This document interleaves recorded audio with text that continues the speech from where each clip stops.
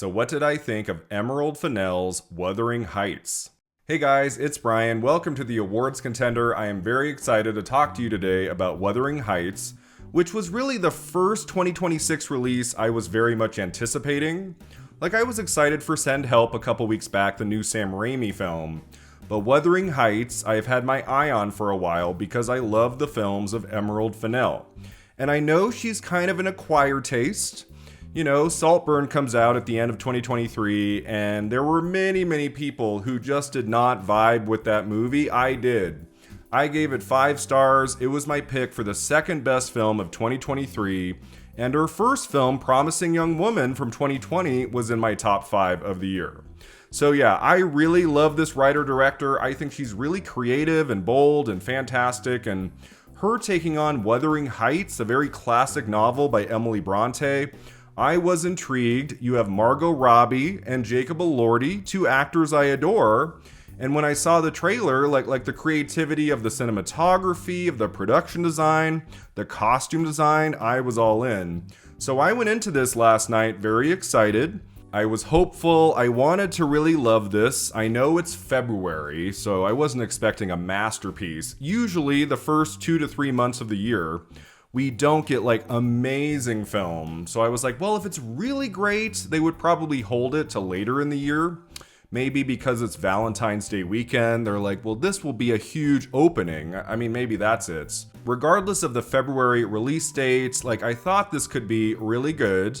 Now, let me preface this review. I did not go into this like an Emily Bronte scholar. I read the novel once, my junior year of high school.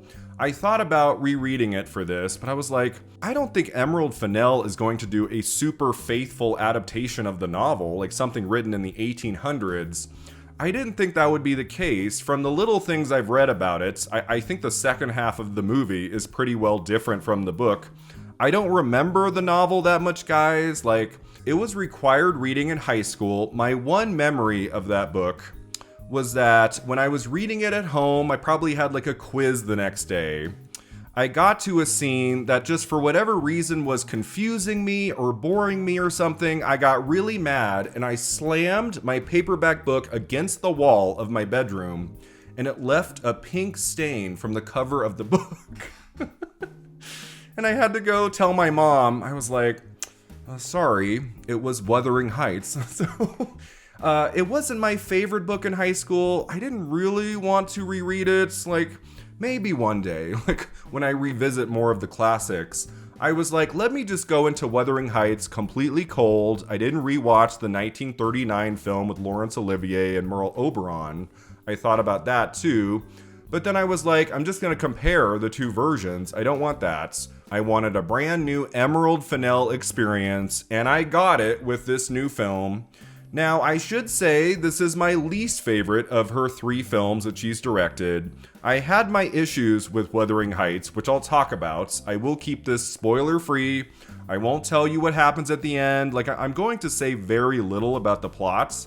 All you really need to know is that it's Margot Robbie and Jacob Elordi as star-crossed lovers in a way. They have a lot of passion for each other, they adore each other, but like because of circumstances in their lives, they don't often get to be together. The film starts with like 20 to 30 minutes of them as kids. They get to know each other, they have each other's backs, and then as they get older, they develop feelings for one another. They are Kathy and Heathcliff, of course, and Kathy just doesn't think Heathcliff can provide for her. So that doubt in Kathy about Heathcliff, that kind of sets up the narrative, where everything goes. That's all I'm going to say.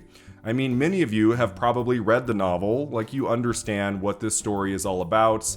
Again, this review is not a comparison between the Emily Bronte novel and the new film by Emerald Fennell. I'm not going to go back and forth and like, oh, they didn't do this in the book, something new added for the movie. I'm just reviewing the film. And here's the deal, guys. I had a similar reaction to Wuthering Heights as I did with Frankenstein. So I don't know if this is a Jacob Elordi thing, like what's happening here? But for about like 40 to 45 minutes, the new Wuthering Heights was not working for me. I was admiring it on a technical level, but it's really slow going for a while. All of the material with the 2 characters as kids, The two young actors are strong, but the scenes lack tension. There's not much of a propulsion to this narrative. Once we get to the younger versions where we see Margot Robbie and Jacob Elordi, there's also an awkwardness to the film there too. They feel like they're in a way like too old for the characters they're portraying in their very first scenes for maybe 10 to 15 minutes. I was struggling. I was like, damn, this is not working for me. You know, I think back on Promising Young Woman and Saltburn, like the way she opens those films, the first 5 to 10 minutes, like I am all in.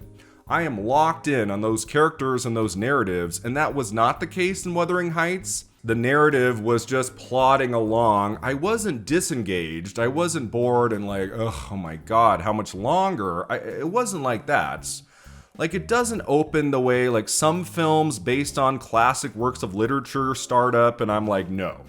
Like, I'm like 10 minutes in, I'm like, get me the hell out of here. Like Tim Burton's Alice in Wonderland. You know, I think back about that film based on a classic book, and even though it made like $1 billion at the box office, I am just in misery in that movie, especially at the beginning. Wuthering Heights is not like that. It's just more stripped down for Emerald Fennell. It's not as wacky and crazy as the early scenes of her past two movies, so I needed some time to find my bearings, but I was so relieved. About 45 minutes in, around there, I'll just say there is a montage of Margot Robbie expressing emotion. We see lots of shots of her in a new environment, a new situation. Starting there, the movie works all the way to its end. It finds its rhythm, finally. It just takes a little bit of time. The final film is what, like 2 hours and 15 minutes, something around there? So like the first act, the first third of it, I was like, you know, I like some aspects of this, but it's not really pulling me in. Everything thereafter I thought worked really, really well.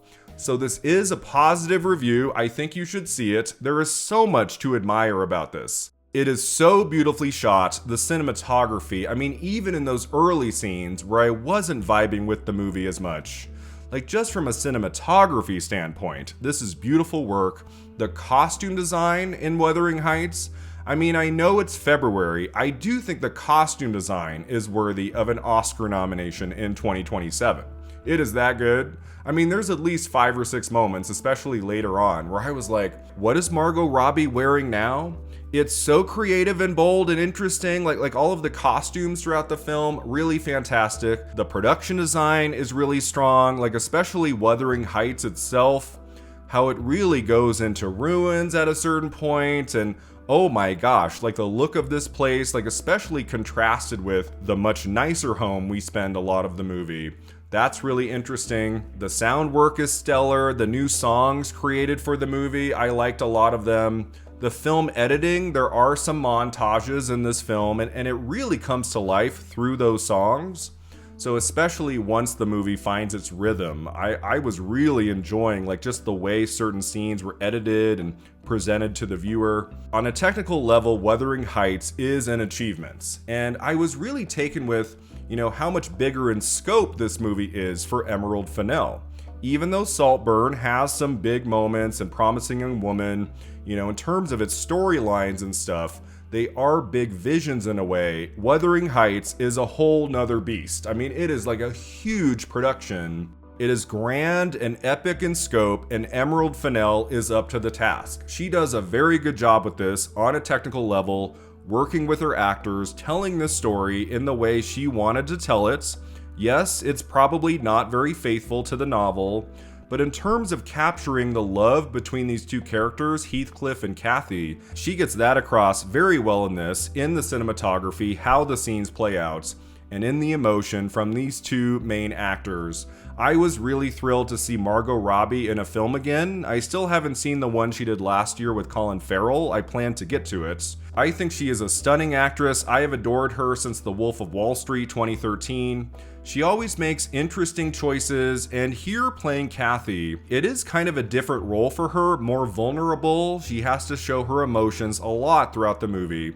This is not the character she plays in Barbie, or in Babylon, or especially in The Wolf of Wall Street, right? This is a character obsessed, caught up in her own emotions when she doesn't get her way, And even in the scenes where she's not saying much, you can just read in her eyes what she's thinking and feeling. She's very good for this part. It's not like an Oscar-worthy performance. It's not at that level, but in terms of what the role requires of her, I thought she did a very good job. Jacob Elordi, I mean, he proves with Wuthering Heights, like he is the real deal.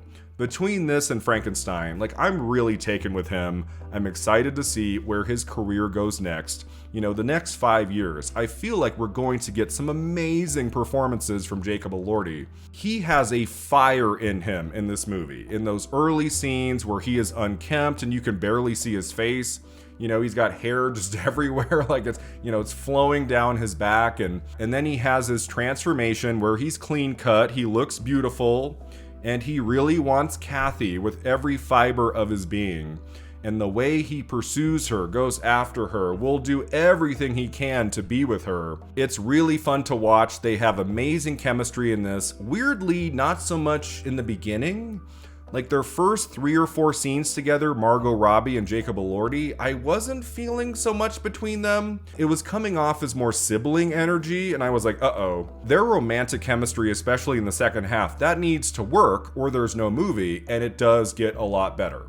It's not like the greatest pairing of actors ever done, like in a romantic film, but do you buy into their relationship after a while, their need for each other? Oh yes. Oh yes, you do. I mean, I was disappointed a little bit that Wuthering Heights doesn't get as freaky as I thought it would be. The way Saltburn at times, it's like, what am I watching right now?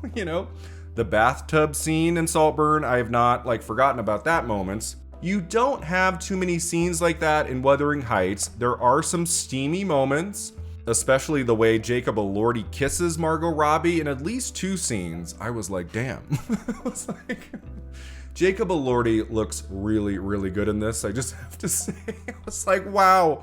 I mean, his character of Heathcliff is not the most attractive in terms of the decisions he makes. There are some things he does in the second half of the movie that does make him kind of ugly inside, and I was like, he is not Prince Charming in this. He doesn't show up, this beautiful man, sweeping Kathy off her feet, and everything goes well, and he's always making good decisions. That's not who he is. I think that's what makes the movie really interesting in the second half. It's not just 2 perfect people falling in love. It's like, that would be boring. I like the twists and turns in Emerald Fennell's screenplay, going to places in the third act you don't really expect. I was kind of bummed it didn't go too crazy. I'm like, come on, Emerald Fennell, Wuthering Heights in 2026, with Jacob Elordi and Margot Robbie, this could be really unusual, different, crazy. It never goes to places that Saltburn does. This is a bit more stripped down in that regard. Not to say that Emerald Fennell, every movie she makes, it's gotta be crazier, wackier, go to really sexual, violent places every step of the way. We don't have to have that. But especially in the steamier scenes between Kathy and Heathcliff, it felt kind of watered down. So that to me was a bit of a missed opportunity, but a minor quibble. For the most part, the performances in this are outstanding. Margot Robbie and Jacob Elordi work really well together, especially in the second half. And then you have this wonderful supporting cast. I think maybe the MVP of this, maybe the best performance in it, is Hong Chow, who plays kind of a Mrs. Danvers-like character. She is a housekeeper who works for Kathy, and she has this devious side to her where you're never sure, is she doing this to help Kathy to make things better for her life in the years to come? Or is she doing these things to sabotage her ultimately? It's a really interesting character. I think Hong Chow is such a talented actress. I adore her performances in The Whale and Downsizing, which she should have gotten an Oscar nomination for. She takes an already interesting character and makes it even deeper, richer. I really adored her performance in this. I would float her in Best Supporting Actress. That's how much I dug the Hong Chow performance in Wuthering Heights. Martin Clunes is also a standout. He plays Kathy's father, Mr. Earnshaw, and he's got 2 scenes around the halfway point of this movie. I was like, who is this guy? Who is this actor? He's really interesting, the way he plays his role, kind of an abusive father. He's really awful at times, and that was another really good performance. The 2 kids in this are really fantastic. You have Charlotte Mellington as young Kathy, especially Owen Cooper as young Heathcliff. Owen Cooper from Adolescence, he's in this movie. Does a fine job. I hope he gets more film work in the years to come. A really terrific ensemble cast, but really it's like the main two everybody's going to this movie for. Margot Robbie and Jacob Elordi. If you like those two actors, you want to see them together, you're probably going to like or love Wuthering Heights. If you're not completely tied to the book, you can enjoy a new experience that's about these two characters in the vision of a really fantastic director, Emerald Fennell. I will follow her anywhere, even though this movie for me is not at the level of her last two. There is so much I dug about this film, the performances, the cinematography, production design, costume design. I think the ending is really interesting. It might not work for everybody, but I thought the last 2 to 3 minutes of this film were striking. Were unusual the way it plays out and cuts to credits. I was like, damn, Emerald Fennell is taking a swing here a little bit, and I thought it works. I thought it worked really well. This movie actually makes me now want to go back and read the book, watch the 1939 version. The world Emerald Fennell creates in this new movie. It's really sumptuous, lovely to look at every step of the way. And then you have Margot Robbie, Jacob Elordi doing fantastic work. Yeah, it's not a perfect film. I think it is flawed. It's not going to make like my top 10 list or anything. But ultimately, I had a good time at Wuthering Heights. I give this film a 7 out of 10.